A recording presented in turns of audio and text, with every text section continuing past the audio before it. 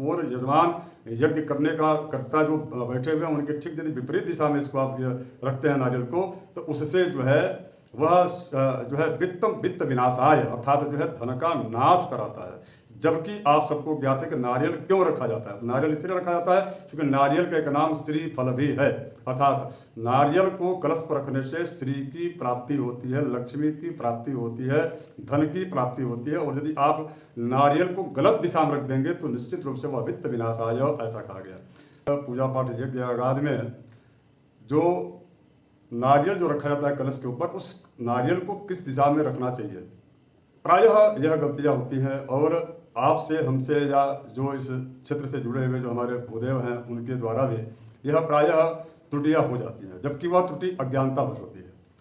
और उस त्रुटि का जो फल है वो बहुत ही ज़्यादा प्रभावी होता है। इसलिए क्योंकि जब भी हम यज्ञ यागाद या कुछ पूजा पाठ का जो कार्य करते हैं तो उसमें हमारी और आपकी कुछ कामनाएं सन्निहित होती है। संकल्प जब भी हम करते हैं उसमें हम अपनी कामनाओं को सन्निहित करते हैं। हम कहते हैं हे भगवान, मैं इस प्रकार का कार्य, इस प्रकार का पूजा पाठ यज्ञ कर रहा हूँ, उसका हमको ये फल प्राप्त हो या ये फल की प्राप्ति हो, उसके लिए हम तदर्थ जो है पूजा पाठ यज्ञ कर रहे हैं। और ऐसे में धर्मशास्त्र में कहा गया है कि कामना पर जो भी यज्ञ अनुष्ठान होता है उसमें तनिक भी त्रुटियाँ हो जाएं तो निश्चित रूप से उसका फल जो है विपरीत हो जाता है। तो इस बात का बहुत ध्यान रखने की आवश्यकता है। उसमें विशेष करके जो ऋग्वेद के 5 जो है उच्चतम जो देव हैं जिनकी स्तुतियाँ की गई हैं, जिनकी शुक्तियाँ मिलती हैं, तो उन 5 देवों में से एक बहुत ही महत्वपूर्ण देवता होते हैं जिनका नाम होता है वरुण देव। तो वरुण देव के वरुण कलश पर 2 प्रकार की विधियां हैं। एक तो उनके ऊपर पूर्णपाद रख करके और उसके पश्चात पूर्ण फल रख करके वरुण का आह्वान होता है। दूसरी एक पद्धति है मंगल कलश की, और मंगल कलश में इस प्रकार का नारियल जो आप देख रहे हैं यह नारियल रखा जाता है। प्रायः आप लोगों ने देखा होगा टीवी सीरियलों से लेकर के पेपरों में या जितने भी सोशल मीडिया से संबंधित जितने भी पोर्टल हैं उन समस्त पोर्टलों पर नारियल को रखने का जो आप देखें कलश में, वह जो है इस प्रकार का कलश के ऊपर नारियल रखा हुआ आपको प्रायः मिल जाएगा, जो कि बिल्कुल भी अशुद्ध है। और यहाँ तक कि यह भी कहा गया ऊर्ध्वस्य बहु वक्त्रम बहुरोग वृद्धि, अर्थात यदि ऊर्ध्व में इस प्रकार का नारियल आप यदि रखते हैं कलश के ऊपर तो वह जो है ढेर सारे रोगों को बढ़ाने का कार्य करता है। जबकि आप रोगों की मुक्ति के लिए पूजा कराते रहते हैं तो उसका फल कहीं विपरीत न हो जाए केवल एक जो है नारियल के रखने से। तो मैं आपको इस वीडियो में बताने वाला हूं कि उस प्रकार का कौन सा आप जो है कार्य करें जिससे कि आपके पूजा पाठ का यज्ञ का आपको पूर्णतः अर्थात 100% आपको फल मिले। तो उसके लिए यज्ञ मीमांसा एक बहुत ही अच्छी है, जो कि यज्ञ करने के, यज्ञ संपादित करने का उसमें बहुत सारे संविधान सूत्र बताए गए हैं, जिसके माध्यम से भूदेव हो यानी कि जो पूजा पाठ कराने वाले जो आचार्य हों या यजमान भी उसका लाभ उठा सकते हैं।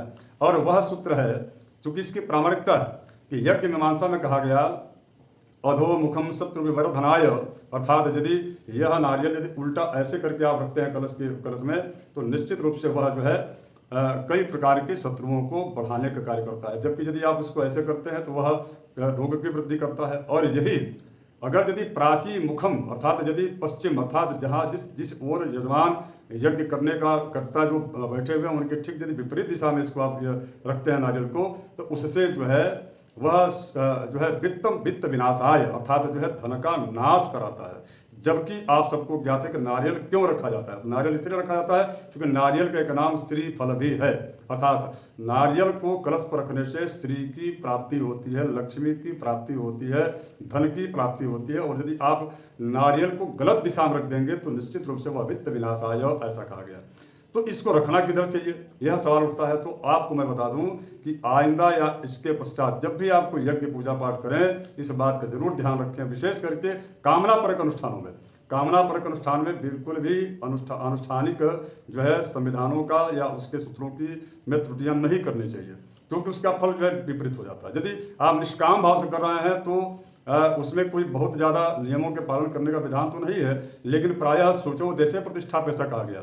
अब नारियल को सही दिशा में किधर करके मुंह रखा जाना चाहिए, इस पर जो है यज्ञ मीमांसा में कहा गया है कि तस्मात् शुभम सम्मुखम नारिकेलम, अर्थात अगर यदि आपको नारियल रखना है तो वह जिस ओर आप मुंह करके जो है पूजा कर रहे हो उधर जो है नारियल को ऐसे उनके सम्मुख नारियल को ऐसे इस प्रकार से रखना चाहिए। जैसा कि मैं आपको बता दूं यहाँ पर चूंकि ये वेदियाँ बनी हुई हैं, यहाँ माँ महामाया भगवती बगलामुखी हैं, तो यह जो है यह कलश है और इस कलश पर यदि हमको नारियल रखना होगा, इसमें इस प्रकार से मौली धागा जो है इस प्रकार से मौली इसमें लपेट करके, क्योंकि प्रायः आपने देखा होगा बिना वस्त्र विस्तृत किए नारियल को जो है नहीं रखना चाहिए।